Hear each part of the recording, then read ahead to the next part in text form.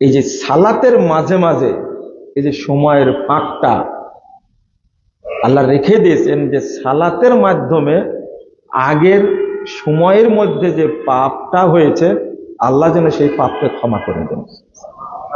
Auto auto যেন কি হয়ে যায়, ক্ষমা হয়ে যায়। যেমন আমরা ফজর পড়ি কয়টায়? একটা 5টায়। তাহলে 5 থেকে 7টা, তাহলে কটা হয়? 12টা। দেখেন সবচেয়ে বড় টাইম এটাই মনে হয়, তাই না? আবার জহর থেকে আজকে কিন্তু 11টা 54-তে ওয়াক্ত হয়েছে। কিসের? জহরে 11টা 54-তে। তারপরে সূর্য ওঠা থেকে ধরেন তাহলে 6 ঘন্টা হচ্ছে। আবার জহর থেকে আসর পর্যন্ত কয় ঘন্টা? 3 ঘন্টা।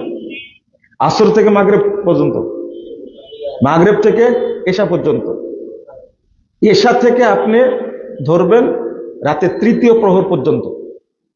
মুমিন ব্যক্তি যে সে চায়, মানে আল্লাহ বান্দাকে ক্ষমা করার এত যে অপশন রেখেছেন, তার মধ্যে এটা একটা, বান্দা পাপ করার পরে আল্লাহ সময় দেয় কত ঘন্টা? 6 ঘন্টা। এর মাঝে যদি ক্ষমা চায় আল্লাহ কি করে দেন? ক্ষমা করে দেন। তাহলে ফেরেশতা পাপ লেখার জন্য অপেক্ষায় থাকে কয় ঘন্টা? 6 ঘন্টা।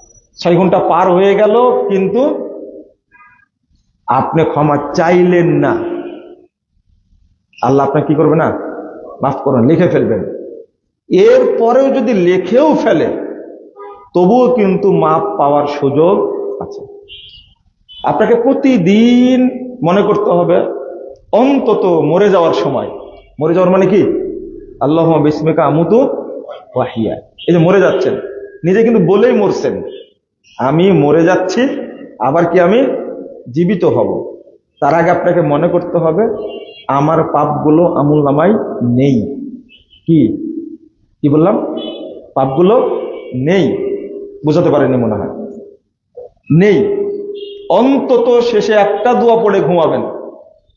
পড়েন তো, আস্তাগফিরুল্লাহ আল্লাযী লা ইলাহা ইল্লা হুয়াল হাইয়ুল কাইয়্যুম।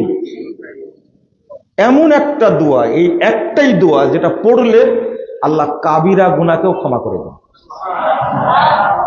আপনি মনে মনে নিয়াত করবেন যে আল্লাহ অন্তত এই দোয়ার মাধ্যমে আমার আমলনামায় পাপগুলো ক্ষমা করে দেন।